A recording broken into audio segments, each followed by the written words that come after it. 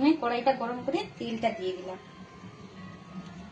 মাছের মধ্যে সর্ষে পোস্ত বাটা, পেঁয়াজ, রসুন বাটা, লঙ্কা, হলুদ, লঙ্কার গুঁড়ো, আলু সবকিছু দিয়ে মেখে রেখেছিলাম 10 মিনিট। এবার আমি সরাসরি কড়াই তুলে দিলাম। দেখেছো, যেটা বলতে একেবারেই ভুলে গেছি, পরিমাণ মতো লবণ তো হলো না কিন্তু। হয়ে যাওয়ার পরে এটা ঢাকা দিলাম। হয়ে যাওয়ার পরে সবাইকে দেখাবো কেমন হলো।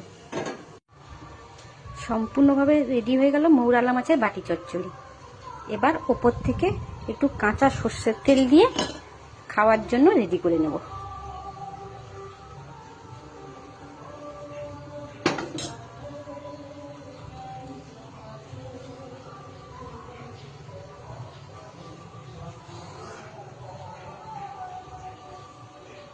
কি বন্ধুরা, জিভে জল এলো তো?